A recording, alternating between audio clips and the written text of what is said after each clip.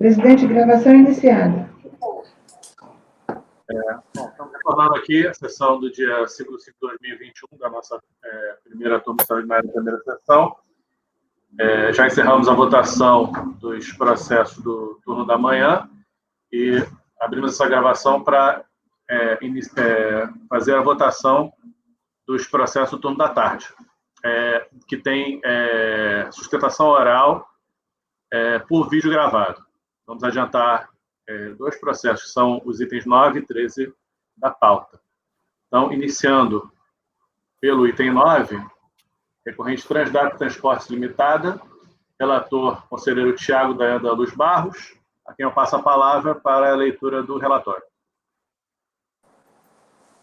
Presidente, só ratificando o processo número 9 da pauta, 10.880, 96.2496/2011, 63.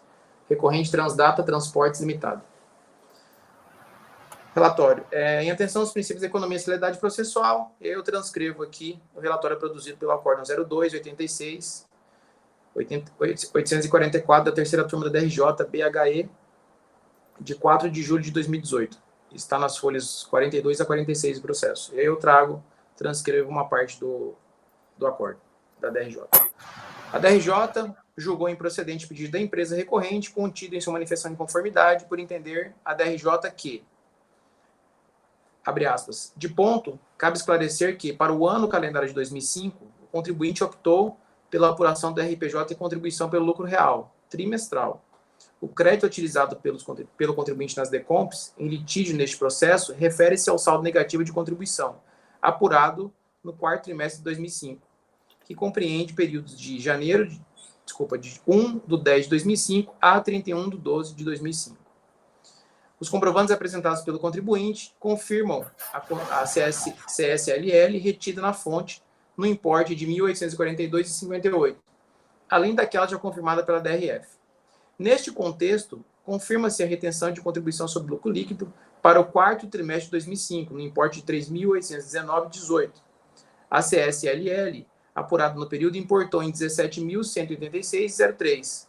Nesse contexto, a retenção da CSLL, comprovada no período, que é de R$ 3.819,18, sequer é suficiente para extinguir a contribuição sobre lucro líquido apurado, de modo que inexiste saldo negativo de contribuição sobre lucro líquido para o quarto trimestre de 2018, uma vez que não comprovada a legitimidade do crédito utilizado nas DECOMPs, não há como homologar compensações declaradas, fecha aspas.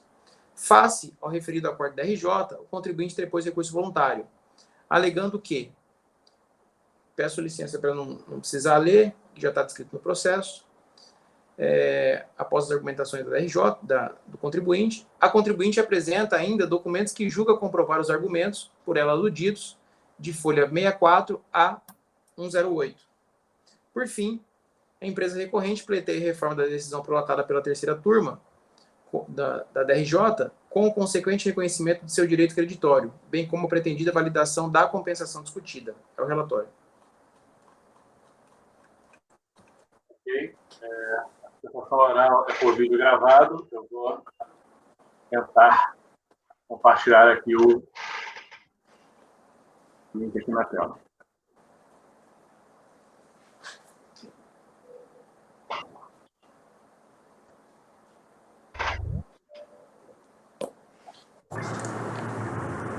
Bom dia a todos, senhor relator, senhor presidente, demais conselheiros. Meu nome é Mariana Rodrigues e hoje eu vou falar um pouco sobre a controvérsia. Bom dia a todos, senhor relator, senhor presidente, demais conselheiros. Meu nome é Mariana Rodrigues e hoje eu vou falar um pouco sobre a controvérsia referente ao processo número 10.880-96, cujo sujeito passivo é a Transdata Transporte Limitada.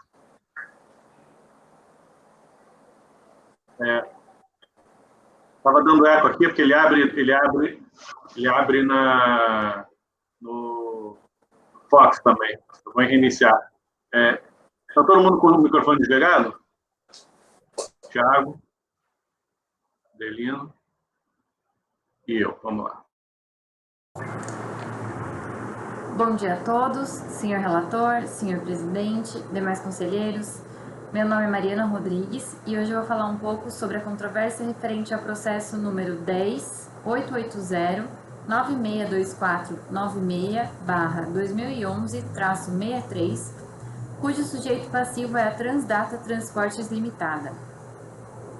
A recorrente ela é sociedade limitada que tem por objeto social principal a realização de transportes de cargas. Em 15 de janeiro de 2007, a recorrente apresentou o PERDCOMP objetivando as compensações com débitos que possuía em aberto, porque à época era tributada pelo regime do lucro real trimestral.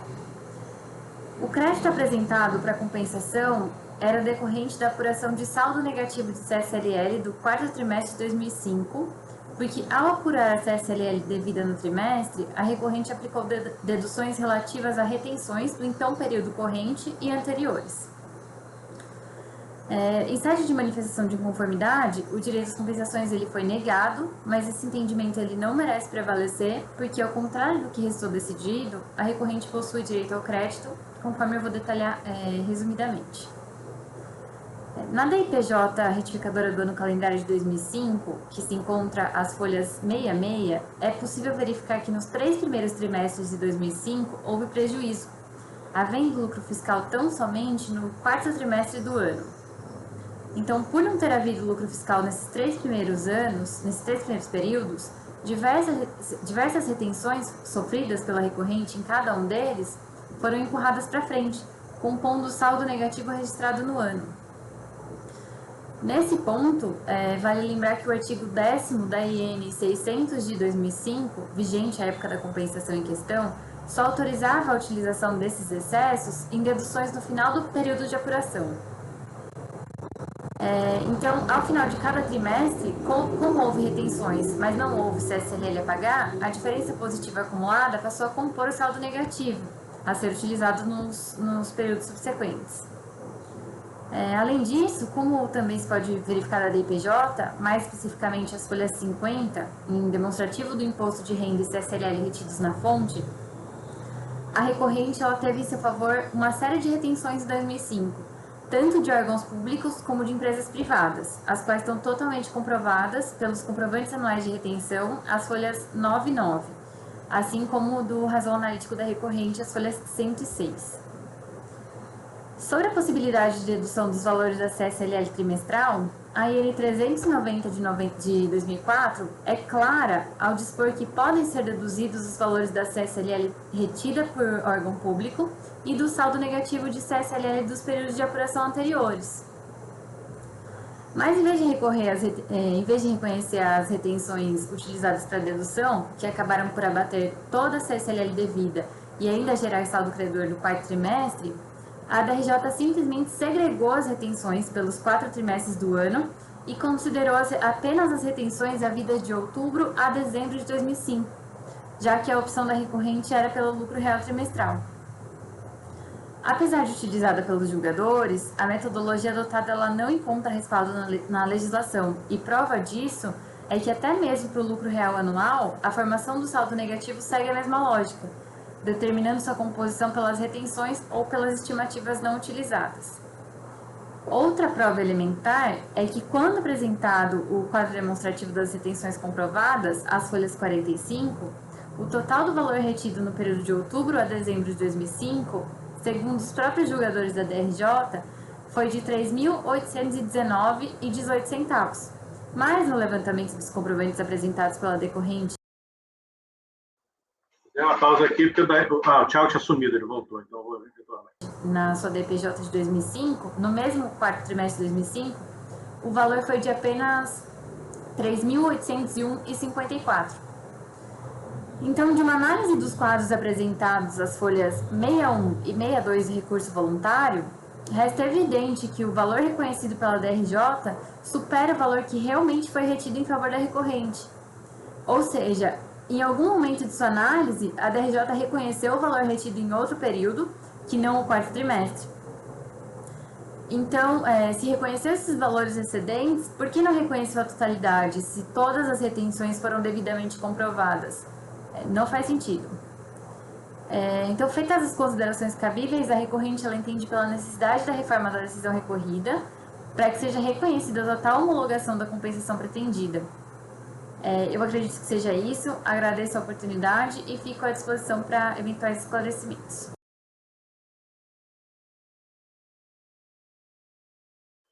Bom, deixa eu retirar aqui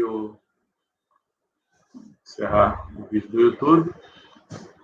A patrona fala em ficar à disposição, mas a modalidade escolhida de sustentação oral, que consta aqui da planilha enviada pelo apoio, é vídeo gravado, e não vídeo gravado com acompanhamento. Né? Então, eu entendo que nós estamos fazendo correto de poder adiantar. As modalidades de sustentação oral podem ser gravação em vídeo com acompanhamento, videoconferência ou acompanhamento recorrente ou parte contrária. O que consta aqui, na planilha enviada, é vídeo gravado, sem acompanhamento, então podemos prosseguir. Né? Então, eu passo a palavra para o conselheiro Thiago, relator, para proferir o voto. Presidente, com relação à admissibilidade, é de competência desse colégio a apreciação desse recurso, da matéria desse recurso, e aí também eu reconheço pela tempestividade do recurso. Mérito. Inicialmente, cumpre mencionar que a compensação é uma das formas de extinção do crédito tributário previsto no 156, inciso 2 do CTN. Todavia, para a fruição desse direito à compensação, faz necessário que o crédito reclamado do sujeito passivo na obrigação seja dotado de certeza e liquidez. Faço também a transcrição de 170. Nesse contexto, eu também, presidente, coloco a fundamentação aqui do artigo 74 da Lei 94/30 de 96. Toda essa fundamentação com relação à certeza e liquidez do crédito. Deste modo, cabe à autoridade administrativa verificar se os créditos que o contribuinte alega possuir obedecem às premissas firmadas pelo diploma legal, sendo de incumbência do contribuinte comprovar ter recolhido o imposto de forma indevida ou a maior que o apurado, em conformidade com as hipóteses disciplinadas no 165 do CTN, assim como atestar a certeza e liquidez dos créditos pretendidos, baseando-se no pressuposto legal firmado no caput de 170 do CTN, do CTN. Partindo dessa premissa, necessário indicar que o pedido de compensação de que trata o presente processo requer análise quanto à comprovação do crédito remanescente, no valor de R$ 23.626,01, pleiteado no pedido de compensação, número final 03-2534, que está nas folhas de 2 a 8. Considerando que o despacho decisório, número 94.81.63.149, na folha 107, na folha 7, homologou parcialmente o pedido pleiteado. Analisando o recurso voluntário interposto, bem como sua documentação anexa, conclui-se que a razão assiste ao contribuinte em parte do seu pedido. Conforme a análise de crédito, documento expedido pela administração tributária, a soma das parcelas não confirmadas na PERDECOMP em comento perfaz a monta de R$ 23.626,01, conforme abaixo discriminada. Eu transcrevo aqui a tabela. A quinta turma da RJ, ao prolatar o acórdão 15.46.108, ora recorrido, julga improcedente a manifestação de inconformidade, confirmando a retenção de CSLL para o quarto trimestre de 2005 no importe de R$ 3.819,18. Abre aspas, na folha 45. Os comprovantes apresentados pelo contribuinte confirmam a CSLL, retida na fonte no importe de R$ 1.842,58, além daquela já confirmada pela DRF. Nesse contexto, confirma-se a retenção da CLL para o quarto trimestre de 2005, no importe de R$ 3.819,18, fecha aspas. Diante disso, o contribuinte elucida que as parcelas não confirmadas pela administração tributária estão totalmente totalmente comprovadas através dos devidos comprovantes anuais de retenção, DOC 2, que são os comprovantes anuais de retenção, expedidos pelos órgãos públicos que constataram e pagaram a recorrente, assim como do razão analítico da recorrente, DOC 3, razão analítico, retenção de 2005. Ocorre que, analisando os documentos anexados nos autos pela contribuinte, constata-se, além dos créditos já confirmados, merece respaldo apenas o crédito alegado, no valor de R$ 1.555,87, oriundo do rendimento bruto de R$ 155.587,20, de serviços prestados a Furnas, cujo CNPJ é 23.274.194, ao contrário 19, conforme comprovante anual de retenção do DRPJ, Contribuição, CSLL, COFINS e PIS, colacionado nas folhas 100. Nesse contexto, é importante destacarmos o entendimento deste conselho, externado pela súmula vinculante número 143, a seguir transcrita. Transcrevo aqui a súmula 143 do CARF. Por óbvio, outro não é o entendimento jurisprudencial desse conselho, constante se verifica na ementa cuja transcrição segue abaixo. Faço a transcrição também de uma outra decisão aqui do CARF. Os demais créditos pretendidos pelo contribuinte carecem de respaldo probatório, haja vista terem sido glosados por meio de despacho decisório, bem como estarem embasados apenas em DIPJ e razão analítico, apresentado sem a devida assinatura dos responsáveis pela empresa. Sobre o tema, o CARF, na súmula 92, tem a seguinte redação, abre aspas, a DIPJ, desde a sua instituição, não constitui confissão de dívida, nem instrumento hábil e suficiente para exigência de crédito tributário nela informado, fecha aspas. É oportuno esclarecer que os documentos apresentados, a DIPJ e a razão analítico, são documentos produzidos unilateralmente, sendo declarações apresentadas pela pessoa física ou pelo estabelecimento comercial. Sendo um documento unilateral, sua força probante dependeria de comprovação por meio de documentos hábeis e idôneos que corroborem seus conteúdos e conclusões. Este é o posicionamento do CARF, conforme se depreende da ementa abaixo descrita. Eu faço também a transcrição de uma decisão, inclusive da turma que eu pertencia anteriormente. Dessa forma, considerando os documentos trazidos aos autos pelo contribuinte, tem-se que merece parcial provimento ao recurso voluntário apresentado, a fim de reconhecer, além dos créditos já confirmados, apenas o crédito remanescente no valor de R$ 1.555,87, cuja documentação probante segue colacionada. Acerca do pedido de intimação da empresa contribuinte para fins de defesa oral, a empresa contribuinte não apresentou requerimento de tal sustentação oral no prazo de 5 dias da publicação da pauta no site do CARF, nos termos do artigo 61, parágrafo 2º, anexo 2 da portaria 343, motivo pelo qual não merece acolhimento. Dispositivo, posto isto, restando comprovado por documentos hábeis, parte do crédito de saldo negativo de contribuição de CSLL, pleiteado pelo contribuinte, e considerando que o artigo 170 do CTN só autoriza a compensação de débitos tributários com créditos líquidos e certos, pelos motivos anteriormente expostos, voto por dar provimento parcial ao recurso voluntário interposto, reformando a decisão da delegacia de julgamento, a fim de reconhecer, além dos créditos já confirmados, apenas o crédito remanescente no valor de R$ 1.555,87. É como voto presente. Ok. Eu, vendo aqui o seu voto, eu tenho duas considerações a fazer. A primeira é que, se você colocar aqui no quadro, reproduzido aqui na folha 6 do acordo, parcelas confirmadas, parcialmente ou não confirmadas. A primeira linha se refere a esse crédito de 1.555. Só que 221,67 dele já havia sido confirmado.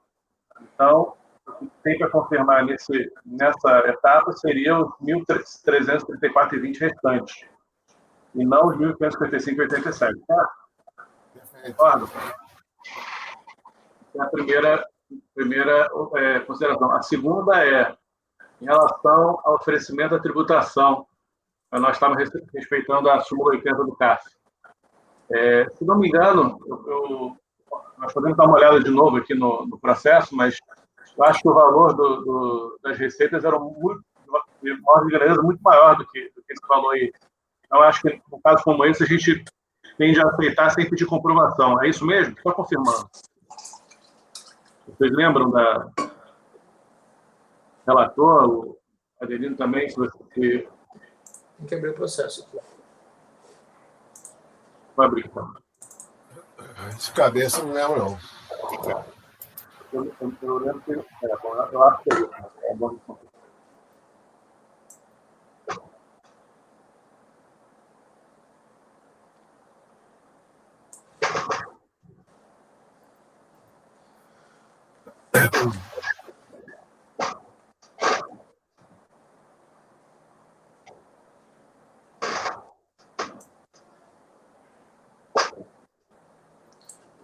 Está no recurso voluntário, presidente? O senhor tinha falado? Desculpa. Não, eu acho que isso aí estaria em alguma DIPJ anexada ao processo, né? E aí o valor das receitas comportariam uma questão de ordem de grandeza, né? Então nós teríamos que pedir para confirmar.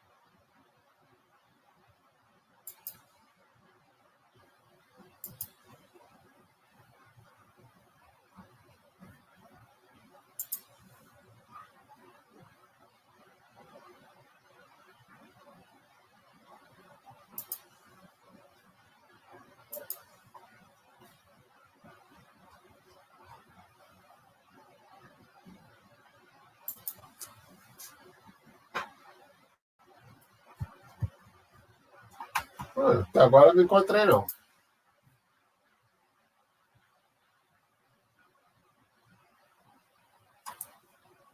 Tá sem microfone, Sérgio.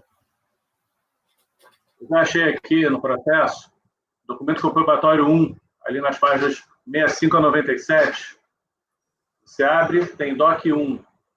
A página seguinte já é DIPJ. Ah, tá aqui na anexo ao recurso. Está anexo ao recurso, exatamente.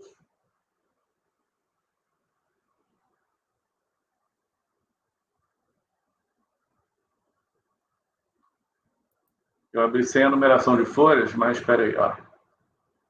É isso que eu tinha verificado. Receita de prestação de serviços. 2.847.835,16. Né? Então, acho que é um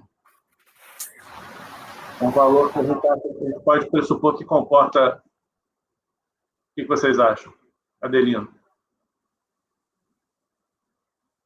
Ou é melhor pedir diligência? Deixa eu chegar lá.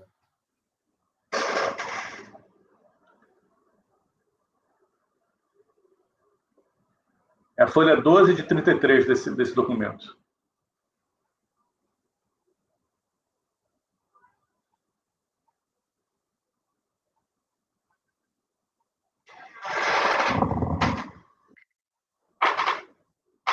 Eu acho que é bom confirmar, cara, porque DPJ é meramente informativo, né?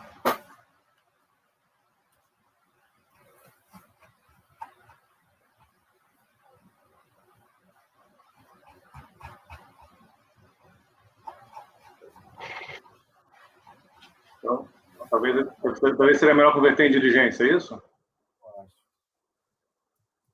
O que você acha?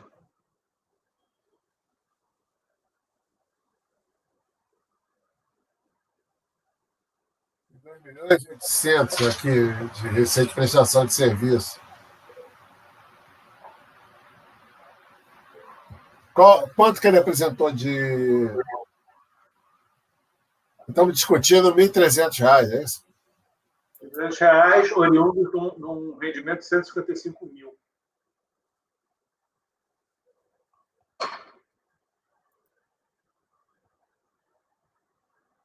Acho que dá para concluir por aqui. Concordo contigo, Sérgio.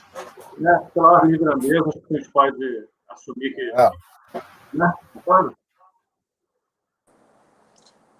Se ele contabilizou, se ele contabilizou, certamente está em resultado e veio para cá. Ele colocou algum balancete. Tem algum balancete aí, Thiago? Estou abrindo aqui o processo.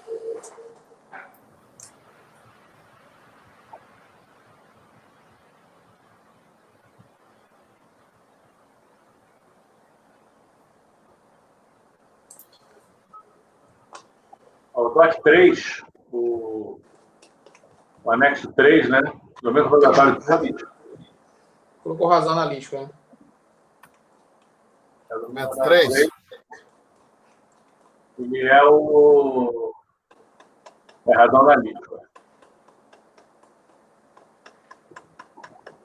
É da conta do ativo, né? Contribuição social a compensar.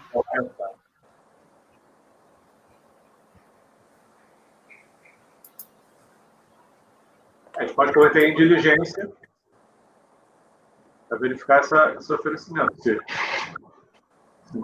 a gente entender que não há uma comprovação aqui, não está claro, né?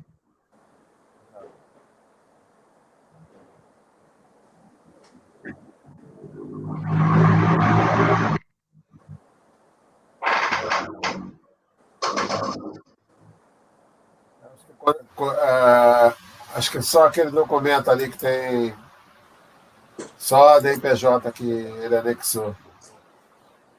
Razão de receita não tem, não.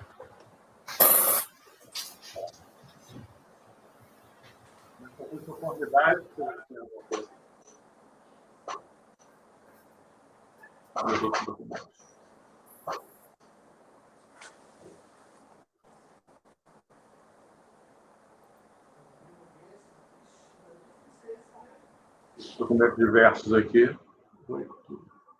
Não, é uma página só.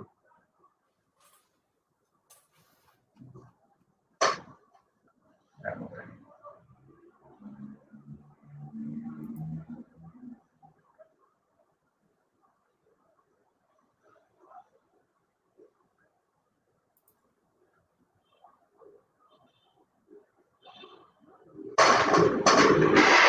Então, o que a gente pode fazer é converter em diligência com a mesma fundamentação que a gente utilizou aqui no processo anterior, né? Você concorda?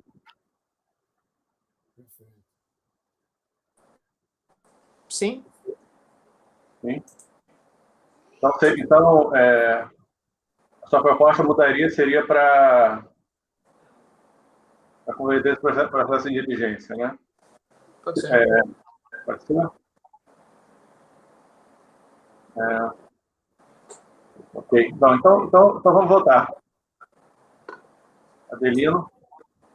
A proposta do relator, então, passa a ser a diligência, né? Dentro do que a gente examinou aqui na sessão. Eu tenho mais uma consideração aí no relatório. Oi? Bom dia, Adelino. No relatório, Ah. eu tenho uma outra consideração. Onde está escrito, começa assim: é oportuno esclarecer que os documentos apresentados, DIPJ e razão analítica,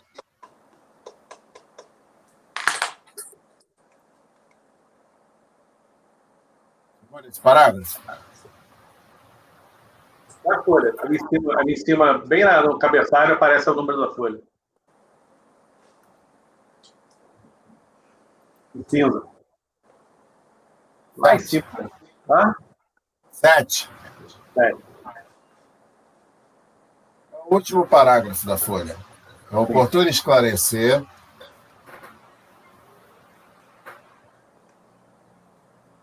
Tá lendo? Sim. É oportuno esclarecer que os documentos apresentados da IPJ e razão analítica são documentos produzidos unilateralmente, sendo declarações apresentadas pela pessoa física ou pelo estabelecimento comercial. Não está fazendo sentido.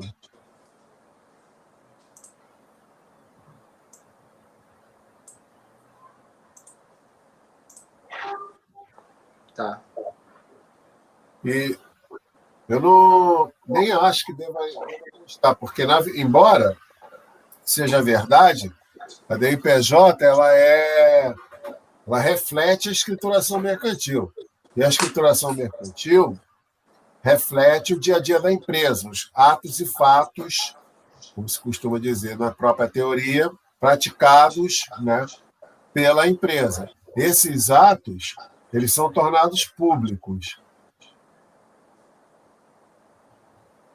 Então, quando você diz que todos os documentos são produzidos unilateralmente, né, pela empresa.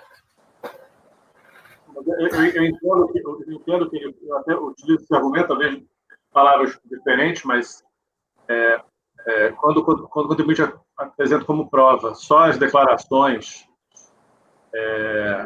e às vezes a declaração acompanhada da contabilidade, é lícito também ao julgador ou à autoridade administrativa pedir os documentos em que se embasam essas informações, né? Com certeza. Esse é outro ponto. Aí, se você tem dúvida, aí você cobra, peça a diligência.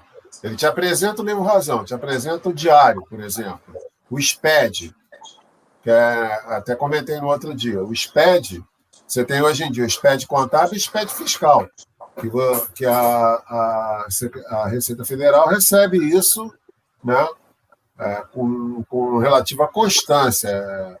Até uma vez, numa palestra, eu chamei de Big Brother fiscal, né? Que ele tem acesso a todas as informações hoje em dia, né? Então, muitas vezes, o que eu preciso é ver documento, se aquilo ali espelha, né, o ato praticado pela empresa. Que documento você tem? Então, eu chamo ou converto em diligência, ou eu mando alguém lá, ou peço que ele traga para comprovar. Então, sobre essa possibilidade... Esse parágrafo que eu achei meio... Não, tudo bem. Sobre essa possibilidade de diligência, eu daria para fazer em todos os processos que estão aqui de diligência, entendeu? Praticamente. O que eu estou tentando aqui é até ser mais efetivo aqui, por exemplo. E eu até coloco aqui nesse processo um julgado da turma que eu era lá, anterior a essa.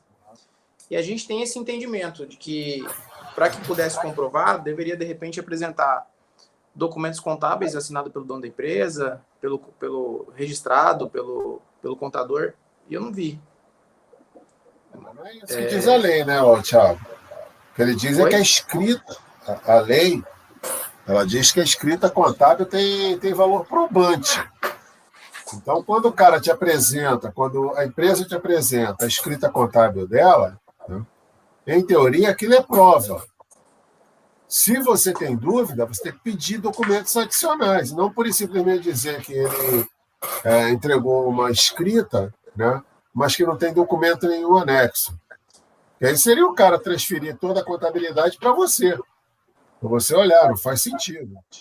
Na prática, nesse caso aqui, estou entendendo que em relação à comprovação do oferecimento da tributação, a gente já acordou que seria necessária a diligência, né? Pode-se acrescentar diligência, assim como está aqui no dispositivo que a gente vai utilizar como modelo aqui para alterar o seu voto, né? Também pedir a comprovação em relação à autenticidade da documentação contábil, quer dizer, no caso aí, o razão analítico. Né? Por isso que, normalmente, quando eu peço diligência, eu sempre digo que, além, né, de atestar a idoneidade da documentação, né, anexada, principalmente quando a documentação é anexada ao recurso voluntário, então a unidade de origem ela não teve a oportunidade de atestar se aquilo é verdade ou não. Então, ela deve fazer isso, né, atesta a veracidade, idoneidade da documentação, para que ela possa concluir, porque ela não viu essa documentação. Deixa eu ler aqui o dispositivo, para ver se ele se aplica ao julgamento. Aí, se todos concordarem, a gente vota dessa forma. Tá?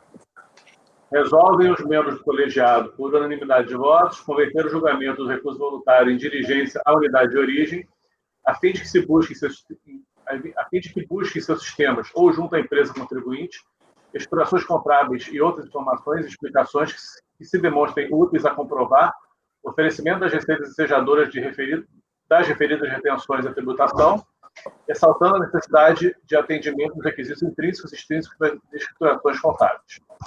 Deverá ser elaborado um relatório conclusivo e que o contribuinte seja intimado, no prazo de 30 dias, a apresentar as considerações adicionais que entender convenientes, conforme o artigo 35, parágrafo único, do decreto 7574 de 2011. Seria esse o caso? Para mim está correto. Você concorda, Thiago? Presidente, tá bom, ok. Não, porque assim, acho que são duas questões aí, né? A primeira questão é do oferecimento de educação, a segunda é essa questão das informações contábeis. Não, tudo bem, pode. Vamos, bem. não, para tirar essas dúvidas, vamos pedir diligência. Já que vai pedir, né? Em relação ao oferecimento de educação, acho que você concorda, né? Desculpa, eu não entendi? Em relação ao oferecimento da tributação, você concorda que precisa de uma comprovação. Sim, né? sim. Então, já que vai pedir, né? Acho que Sim, pede tudo logo. aí já pede tudo logo. Certo. Então, a gente pode considerar que a sua proposta seria...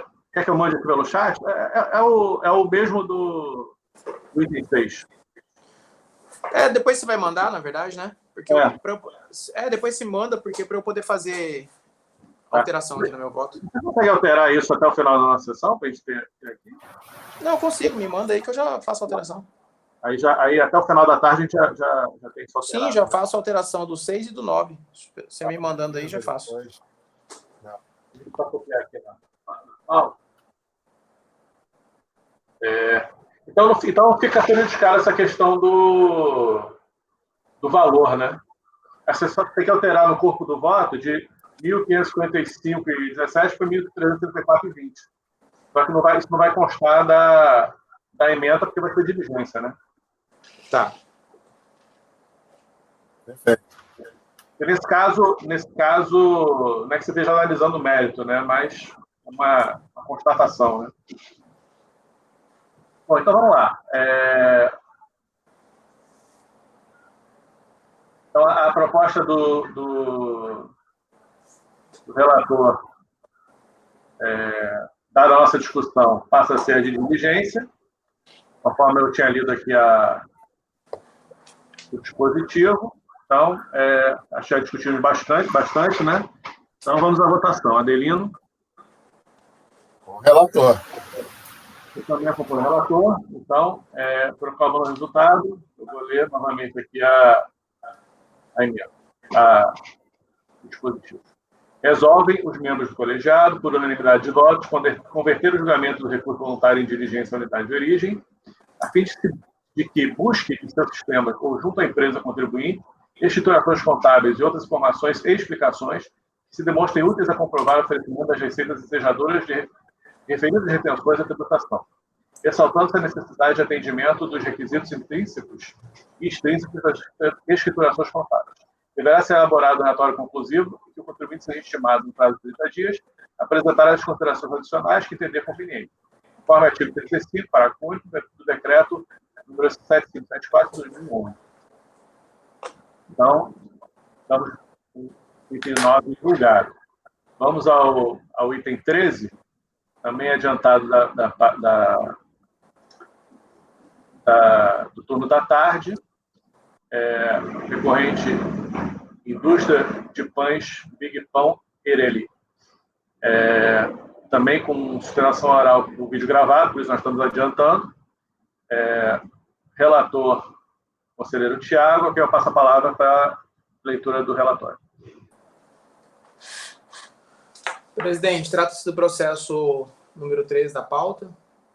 Processo 13 da pauta de número 15.504.720590 de 2018-24, da recorrente Indústria de Pães Big Pão Eireli. Relatório, em relação aos princípios de economia e celeridade processual, transcrevo o acordo recorrido.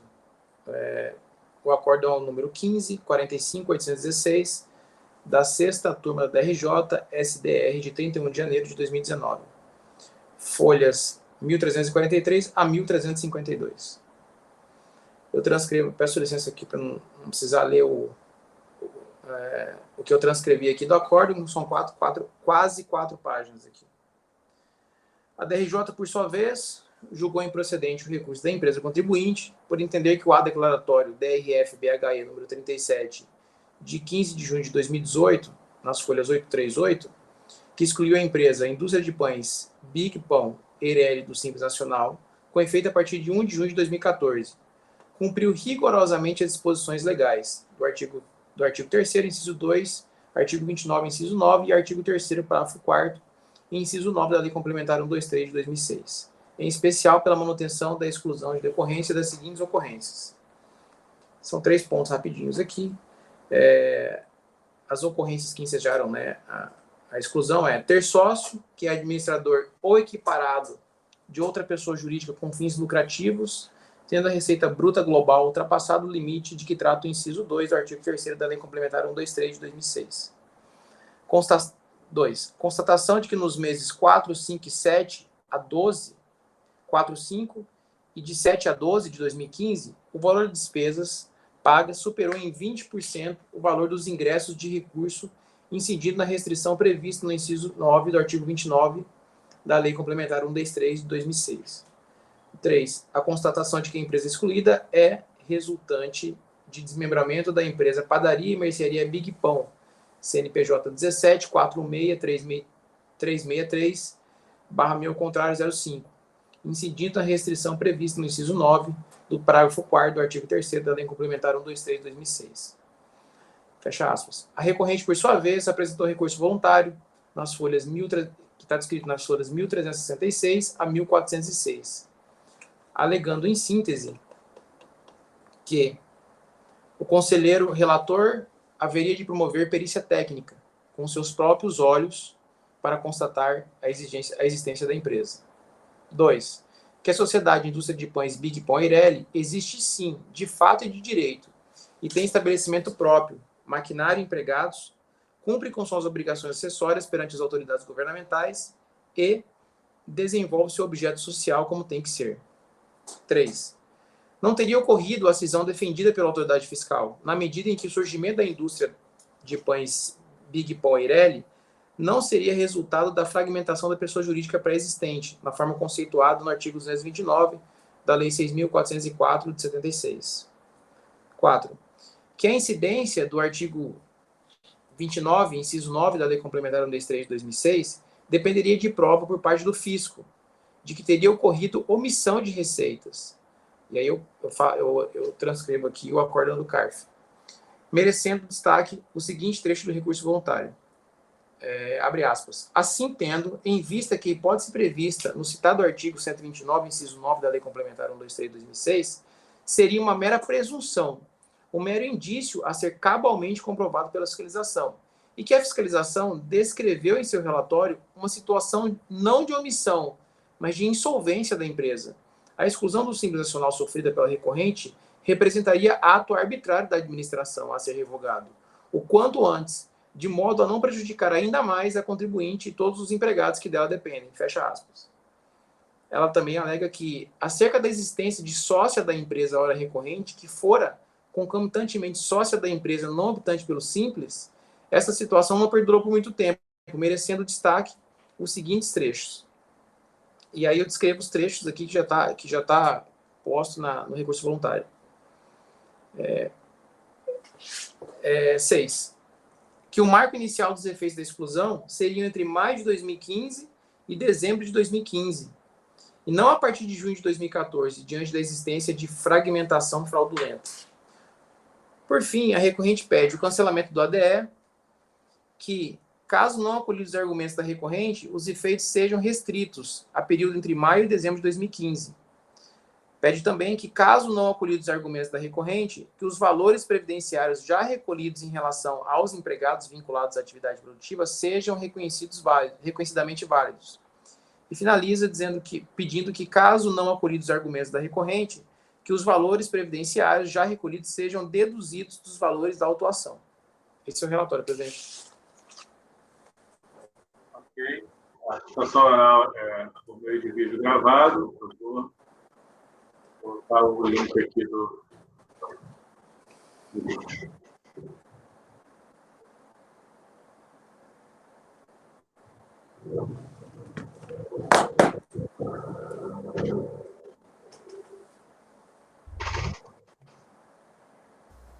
Excelentíssimos senhores julgadores, Desligue seus microfones, por favor. que ora se coloca na pauta de julgamento se refere é um recurso voluntário que se refere a uma decisão da delegacia de julgamento que manteve uma autuação fiscal que excluiu a recorrente indústria de pães Big Pão do Simples Nacional por 3 motivos diferentes. O primeiro se referiria ao fato de que as despesas seriam superiores à receita.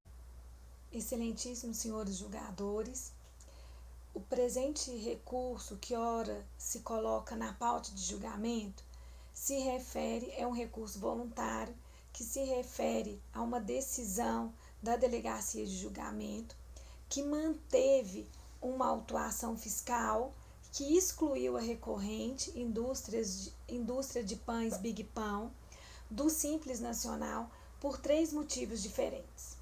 O primeiro se referiria ao fato de que as despesas seriam superiores à receita, sendo esse descompasso vedado pela legislação do Simples Nacional. O segundo seria uma possível fragmentação fraudulenta da empresa no sentido único, exclusivo e de forma artificial de se beneficiar da sistemática do Simples Nacional.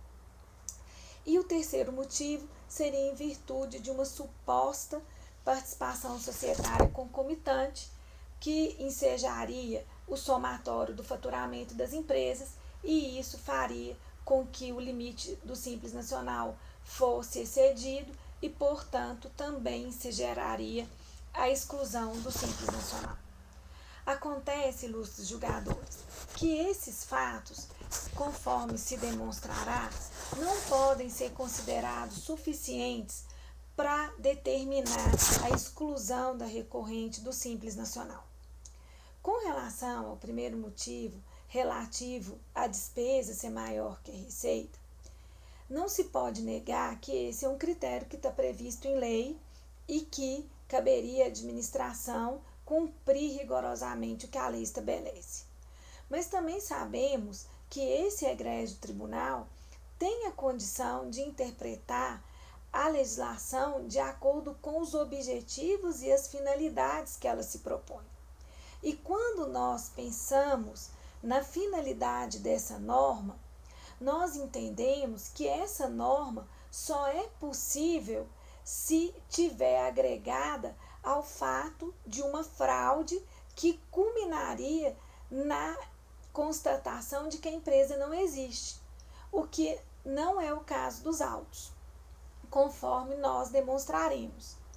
Esse limite de 20% com relação à despesa e à receita, esse é um limite totalmente arbitrário e que não tem nenhuma razão de ser, porque admitir que esse limite, que essa vedação é possível, seria admitir que só empresas lucrativas ou com grande eficiência gerencial é que poderiam optar pelo Simples Nacional, o que não pode ser a finalidade da legislação do Simples Nacional. Uma outra questão que deve se ressaltar é que esse limite de receita e despesa, essa compatibilidade, não prejudica em nada o recolhimento do Simples, porque o fato gerador do Simples Nacional é o faturamento. E com base na receita, o imposto será recolhido, os tributos serão recolhidos. Então, o fato de a despesa superar a receita não traz nenhum prejuízo para a sistemática de apuração do Simples Nacional, porque o fato gerador vai estar sempre resguardado por meio da tributação da receita bruta.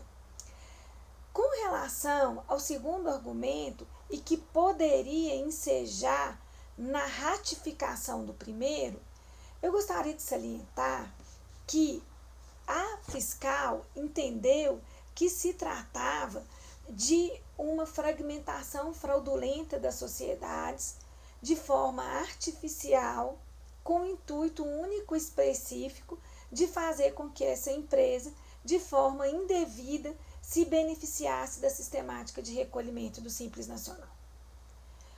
Ocorre que esse fato necessitaria de ser devidamente comprovado até por uma perícia que fosse imparcial e independente, o que não é possível no âmbito desse processo administrativo. O que se vê é que ocorre a interpretação de um fato com base numa verdade que é construída por meio da fiscal, que interpretou todo o conjunto fático probatório, chegando a essa conclusão, fazendo com que esse egrégio tribunal entendesse que não existe nenhum propósito negocial para que houvesse uma diferenciação, uma fragmentação da atividade empresarial que tivesse uma justificativa nos negócios e do ponto de vista comercial. Então, eu gostaria de ressaltar que essa empresa, Indústria de Pães Big Pão, é uma empresa situada no município de Belo Horizonte, em uma zona comercial, residencial, de poder aquisitivo alto, e que hoje tem sofrido com a vinda de supermercados gourmet. Esses supermercados, que são vizinhos da indústria de pães Big Pão, nessa zona residencial, onde existe esse centro comercial, esses supermercados, além dos produtos de panificação, também oferecem outros produtos, tornando a vida dos consumidores um pouco mais otimizada por essa oferta de um portfólio maior de produtos. Isso fez com que a recorrente fizesse um profundo estudo das suas atividades empresariais e entendesse, e se tratava de um grupo familiar, entendesse que era preciso segregar a atividade industrial da atividade comercial, fazendo com que o membro da família que havia estudado na França panificação se ocupasse da indústria, visando oferecer um produto novo, de excelente qualidade, que pudesse atrair o consumidor à padaria, vencendo assim a concorrência que tinha se instalado. Então, passou-se a uma produção de produtos artesanais de excelente qualidade, que foram produzidos com base nesses estudos desenvolvidos até na França, nas melhores escolas de panificação, para poder oferecer para o setor comercial, que passou a ser dirigido por aqueles membros da família que tinham mais aptidão gerencial e comercial, e com isso, através dessa otimização dos esforços e da segregação das aptidões, pudessem vencer a concorrência que ali se instalou. Então, com isso, se percebe que não se trata de uma fragmentação artificial para poder se beneficiar de uma tributação reduzida. Se trata de uma operação que foi efetivada com um genuíno propósito negocial de vencer a concorrência. Esses fatos podem ser comprovados por qualquer pessoa que tenha contato com o município de Belo Horizonte, que conheça a região e que possa testar que vizinho a essa padaria existem 2 supermercados gourmet considerados de excelente qualidade. Então, não se está diante de uma fraude ou de uma criação artificial para pagar menos imposto. Essa fragmentação tem uma razão de existir, e essa razão de existir foi devidamente provada nos autos, por meio de fotos, onde se demonstra que toda atividade industrial é separada da atividade comercial, e também pelo alvará de localização e funcionamento, expedido pela Prefeitura de Belo Horizonte, que demonstra que existem 2 estabelecimentos distintos. É preciso destacar que a decisão da Delegacia de Julgamento faz referência ao Google Maps, no sentido de que, utilizando o Google Maps, não se observaria essa distinção de estabelecimentos. E nesse sentido, nós gostaríamos de salientar que, de fato, o Google Maps não preenche os requisitos para demonstrar essa situação fática. Por quê? Porque o Google Maps, ou ele dá uma visão que vem de cima para baixo do imóvel, ou uma visão horizontal da fachada do imóvel. E nesse caso se trata de um pequeno prédio comercial, onde a padaria ela desenvolve suas atividades no andar térreo, enquanto toda a produção é desenvolvida no andar superior. Então, por meio do Google Maps, não é possível verificar essa divergência de estabelecimentos. É preciso que se adentre o interior do estabelecimento para que você possa constatar essa verdadeira autonomia dos estabelecimentos, como está comprovado nos autos. O que acontece é que houve, do ponto de vista da fiscalização, um excesso de rigor na interpretação dos fatos e na interpretação do conjunto de fatos e documentos que foram levados todos pela recorrente. Todas as conclusões formuladas pela fiscal foram feitas com base em documentos fornecidos pela recorrente a tempo e modo, o que demonstra que hora nenhuma ela teve a intenção de dificultar a fiscalização ou de prejudicar o trabalho do fisco com intuito fraudulento. Então, é importante consignar que a fiscal, diante daquilo tudo que foi demonstrado, teve uma visão altamente rigorosa do que ela enxergava, fruto até de inconsistências que de fato existem na empresa por se tratar de uma administração familiar. E nesse excesso de rigor, ela viu inclusive uma cisão, que é um instituto jurídico que não se observa por meio dos fatos, é um instituto regulamentado pelo direito empresarial e que foi considerado existente como um motivo pelo qual a empresa não deveria ser optante do Simples Nacional desde o seu nascimento, sendo que a empresa não nasce de nenhuma fusão, ela é constituída para esse fim diante desses objetivos comerciais que ora se demonstra. Então, é importante também reconhecer que não se pode negar a existência dessas inconsistências contábeis, fiscais, na contabilidade da empresa, até por se tratar de uma empresa cuja administração é familiar e rudimentar, mas essas inconsistências devem ser autuadas e os impostos recolhidos e não se impor uma pena excessiva, que é a exclusão imediata do Simples Nacional, sendo que esse recurso sequer suspendeu a baixa do CNPJ. A empresa hoje tem o CNPJ baixado, o que tem trazido muitos prejuízos, inclusive impossibilidade de transmitir a DIF e outros documentos fiscais exigidos. Então, é preciso se interpretar o fato de acordo com a dimensão que os fatos têm e não supervalorizar algumas situações no sentido de demonstrar uma fraude, uma ilicitude que não está presente no caso do presente processo. Está em discussão uma reorganização societária fruto de uma necessidade de melhor performance empresarial diante da concorrência que se instalou. E, diante disso, a recorrente confia que essa egrégia turma ela dará provimento ao recurso, mas, se assim vossas excelências não entenderem, se requer que seja abatido do valor do crédito tributário apurado os valores que foram recolhidos na vigência do Simples Nacional, enquanto ela era optante do Simples Nacional.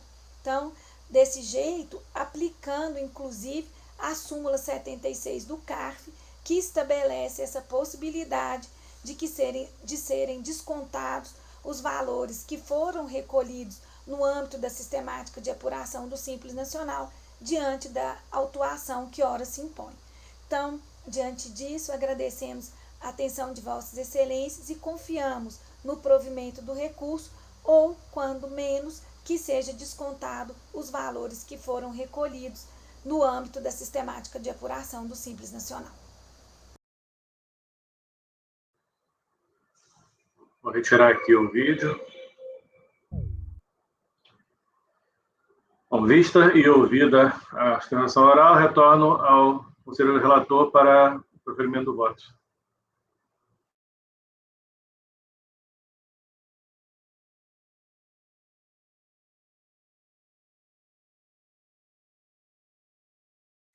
Está sem som, Thiago. Desculpa, presidente. Mérito. Acerca da análise do mérito do presente processo, de início, necessário indicar que a exclusão da empresa do regime de tributação pelo Simples Nacional se baseou em 3 fundamentos, de acordo com a ADE, que está na folha 838. Primeiro, com relação ao artigo 3º, parágrafo 4º, inciso 5, e 5º, combinado com o artigo 3º, inciso 2 da Lei Complementar 123 de 2006. Sócio que é administrador equiparado de outra pessoa jurídica com fins lucrativos, tendo a receita bruta global ultrapassado o limite de que trata o inciso 2 do artigo 3º da Lei Complementar 123 de 2006. 2. O artigo 29 foi também excluído pelo artigo 29, inciso 9 da Lei Complementar 123 de 2006. A constatação de que nos meses 4, 5 e 7 a 12, o valor das despesas pagas superou 20% o valor dos ingressos de recurso. E, por último, a fundamentação no artigo 3º, parágrafo 4º, inciso 9, da Lei Complementar 123 de 2006, que trata sobre a constatação de que a empresa excluída é resultante de desmembramento de empresa Padaria e Mercearia Big Pão, do CNPJ 17.416.363/meio ao contrário 05.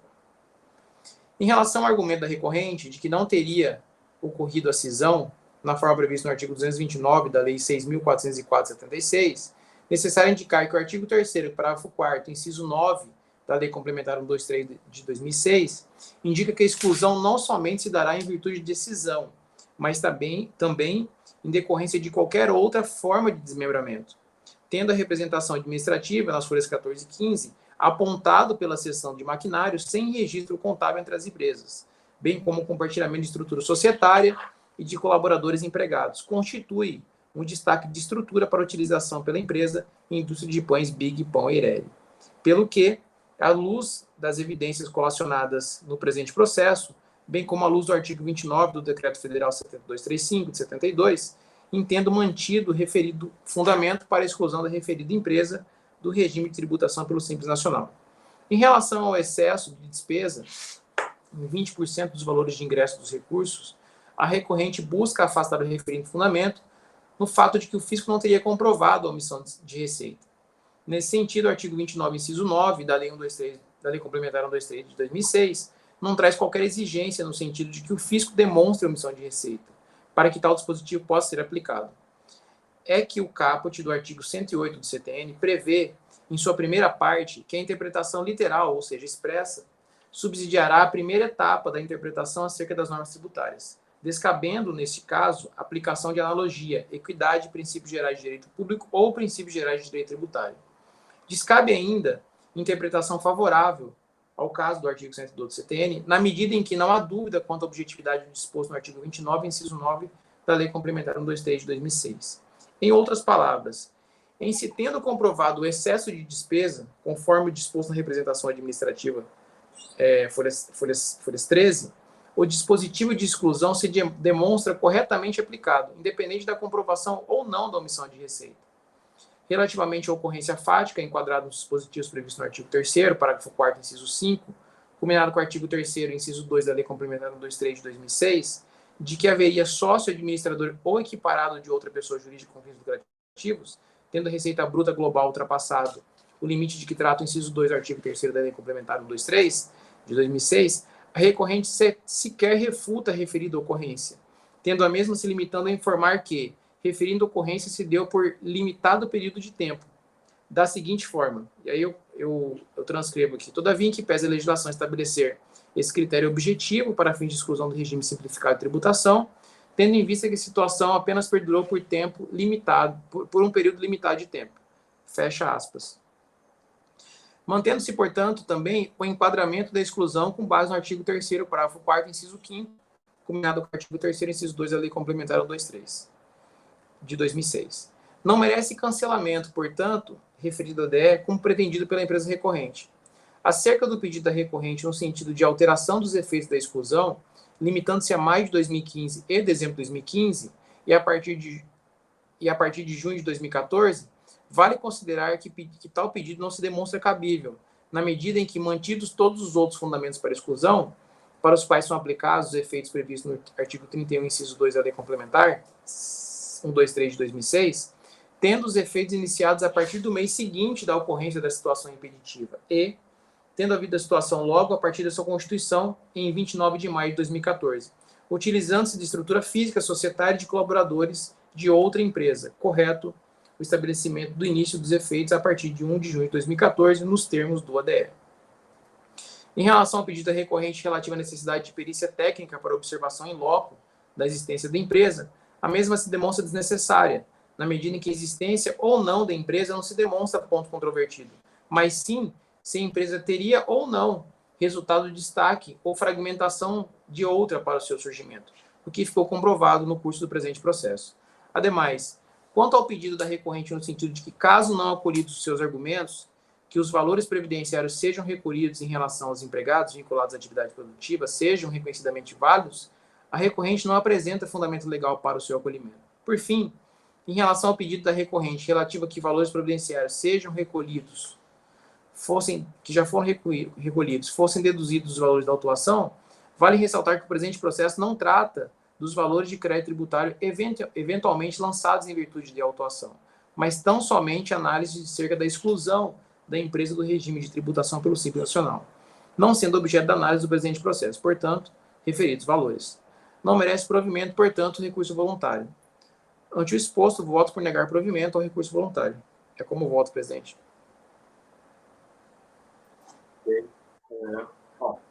Senhora Adelina, já traz interações, se não, já o seu voto. Sem comentários e acompanho o relator. Então, conferindo o resultado, acordo os meus colegiados, por unanimidade de votos, em negar provimento do recurso voluntário. Só acrescentei aqui, e acho que devo acrescentar também no item 9, só a informação, que acho que é de praxe, processo julgado na sessão de 5 de 5 de 2021, no turno da manhã, iniciado às 9 horas. Né? É conveniente. Com isso, nós encerramos essa parte da sessão, a parte da manhã, com os processos adiantados, e eu peço o apoio, por favor, para interromper a gravação. Ok, presidente, gravação encerrada.